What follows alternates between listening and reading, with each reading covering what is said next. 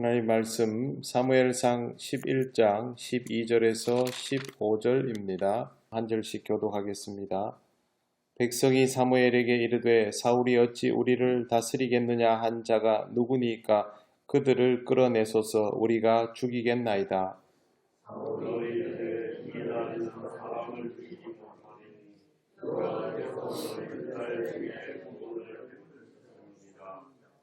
사무엘이 백성에게 이르되 오라 우리가 길갈로 가서 나라를 새롭게 하자. 모든 백성이 길갈로 가서 거기서 여호와 앞에서 사울을 왕으로 삼고 길갈에서 여호와 앞에 화목제를 드리고 사울과 이스라엘 모든 사람이 거기서 크게 기뻐하니라. 아멘. 전쟁이 끝난 후에 사울을 향한 백성의 태도가 돌변했습니다. 12절에 보시면 사울이 어찌 우리를 다스리겠느냐 한 자가 누구니까 그들을 끌어내소서 우리가 죽이겠나이다. 그렇게 되어 있습니다. 겪어보니까 사울이 임금으로서 손색 없었다라고 생각이 들었고 그러고 나니까 이전에 사울이 왕 되는 것을 불편해했던 사람들에게 무언가 이제 벌을 주어야 한다라는 생각에 이르게 된 것이죠. 사실 그 전에 왕이 되는 것에 반대했던 사람들이 보통 사람들은 아니었겠죠. 나름대로 좀 유력자들이었을 텐데 그때는 백성들이 가만히 있었습니다. 자기들도 반신반의했으니까.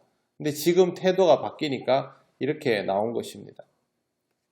사울은 하나님께서 기름 부어 세우신 종입니다.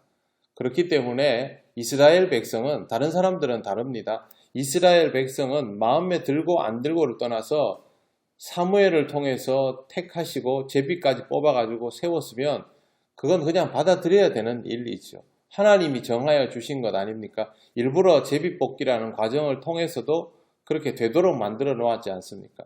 그러면 받아들여야 하는데 받아들이지 않은 것은 사실 전부이지요. 그래놓고 지금 와가지고 부정했던 사람들이 벌을 받아야 된다라는 것을 자기들은 마치 그렇지 않았던 것처럼 처음부터 열렬히 환영했던 것처럼 그렇게 나오는 것은 사실은 그리 좋은 모습은 아닙니다. 백성은 근본적으로 크게 다르지 않았던 것으로 보입니다. 만약에 이런 상태에서 일반적인 일이라면 지지자들이 자기를 반대했던 세력을 처단합시다 이렇게 나오면 보통은 그렇게 해줍니다. 정치적으로 자기를 추종하는 사람들을 따라주는 것이 좋은 판단인 것이죠. 그러나 사울은 그들을 죽이자는 백성의 말을 용납하지 않습니다. 13절 보시면 사울이 이르되 이 날에는 사람을 죽이지 못하리니 여호와께서 오늘 이스라엘 중에 구원을 베푸셨음이니라.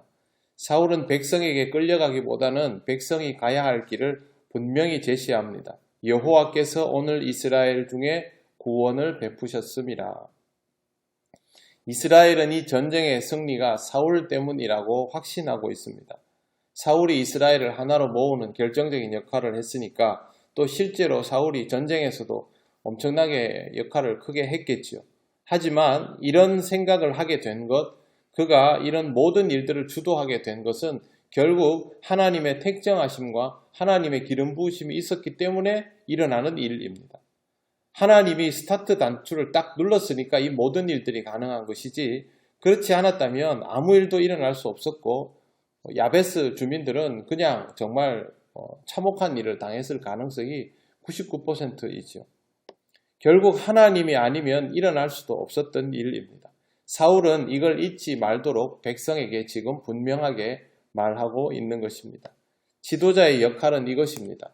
백성이 지도자를 칭송하고 그의 공을 높이 세울 때 그것을 자신의 것으로 여기지 않고 하나님께 영광을 돌리는 것, 하나님의 뜻으로 이루어졌음을 분명하게 주지시키는 것이 하나님께서 세워주신 종이 자기 역할을 다하는 것입니다. 지금 사울은 이걸 아주 잘하고 있습니다. 신앙 공동체의 지도자는 무리에 대하여 백성에 대해서 절대 정치적으로 반응하면 안 됩니다.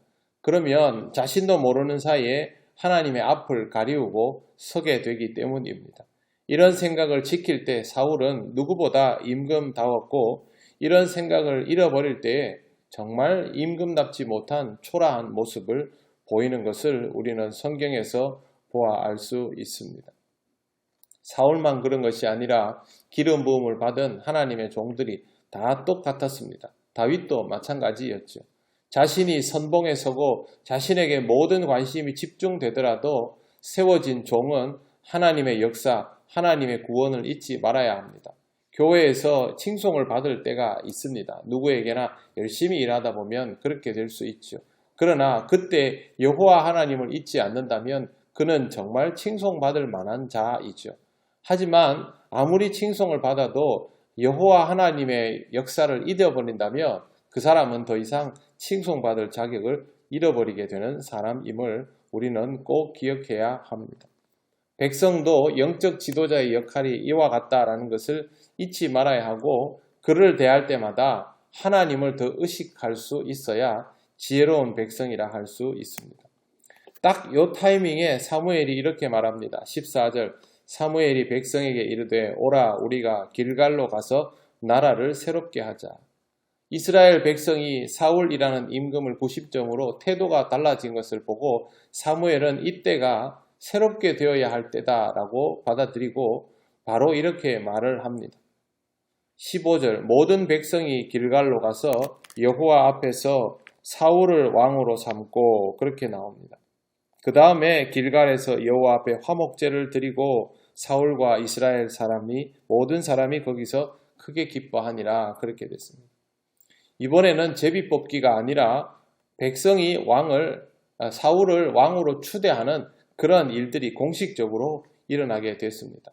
하나님께서 세워놓은 종이 하나님의 역사를 통해서 하나님의 백성 앞에서 공식적으로 인정받는 사건, 하나님이 다 주도하여서 이 모든 일들이 일어나게 된 것입니다. 그리고 백성은 이제 이 뜻을 알게 되었습니다. 하나님께서 우리에게 역사하셔서 지금 이 모든 일들을 있게 하셨고 우리에게 이렇게 지도자까지 세워주셨구나. 그것에 대해서 감사하는 마음으로 하나님 앞에 화목제를 드리는 것입니다. 사울도 있고 사무엘도 있고 백성도 있고 당연히 그곳에 하나님도 계십니다. 그런데 하나도 따로따로가 없지요. 모두 함께 어우러져 있습니다.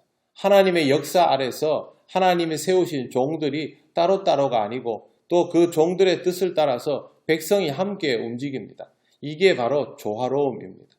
신앙 공동체는 이런 조화로움이 이루어질 때 하나님께서 이루어 가시는 일들 안에서 자기 역량을 극대화시켜 낼 수 있습니다. 이스라엘은 결코 큰 나라가 아닙니다. 실제로 강한 나라도 아닙니다. 놀랍게도 주변 강대국들이 한 번도 없던 적이 없는 나라입니다. 그럼에도 불구하고 이렇게 조화로움을 지키면서 영적 공동체로 있을 때는 누구에게도 지지 않고 누구에게도 굴욕당하지 않으며 살았습니다. 하지만 이 조화로움을 잃어버리는 순간, 각자 자신의 역할을 잃어버리는 순간 이스라엘은 오합지졸이 되어버립니다. 신앙 공동체에 이루어지는 법칙들은 다 이것과 똑같습니다. 그래서 우리는 각자의 역할들을 잘 지켜나가면서 항상 영적인 조화로움을 이루어가는 그런 공동체가 되어야 합니다. 우리도 더 건강하고 복된 신앙 공동체가 되기 위해서 서로를 잘 살피면서 자신의 역할을 지키고 유기적으로 반응하며 그렇게 살아갈 수 있어야 합니다. 우리에게 일어나는 모든 일들은 우리가 함께 경험하는 모든 일들은 하나님의 역사와 섭리 속에 이루어지는 일들입니다. 우리는 그 속에서 하나님이 이루시는 선을 보면서 그걸 느끼고 누리면서 나아가고 그렇게 살다 보면 우리도 하나님 앞에 항상 감사하며 화목제를 드리는 심령으로 살아가게 될 것입니다. 우리 교회가 앞으로 이런 길들을 잘 걸어갈 수 있도록 우리 교회에서 배출되는 영적 지도자들과 모든 성도들이 함께 조화를 이루어갈 수 있도록 항상 교회를 위해서 기도하시고 여러분 각자의 소임을 잘 감당하시기를 바랍니다. 기도드리겠습니다. 하나님 감사합니다. 하나님의 은혜로 또 하나님의 역사로 살아오는 우리에게 항상 하나님께서 원하시는 조화로움이 있기를 원합니다. 우리들 각자의 소임을 잘 감당하는 신앙 공동체가 되게 하여 주셔서 앞으로도 변함없이 하나님 앞에 화목제를 드리는 심령으로 감사하며 살아가는 우리 교회가 되게 하여 주옵소서. 세워지는 모든 종들마다 소임을 감당할 때마다 하나님께서 영광을 드러내게 하시고 그 영광이 드러남을 우리가 온전히 경험하며 하나님을 기뻐하는 삶이 되게 하여 주옵소서. 오늘도 하나님 인도하시는 귀한 하루를 우리가 살기를 원하오며 예수님 이름으로 기도드립니다. 아멘.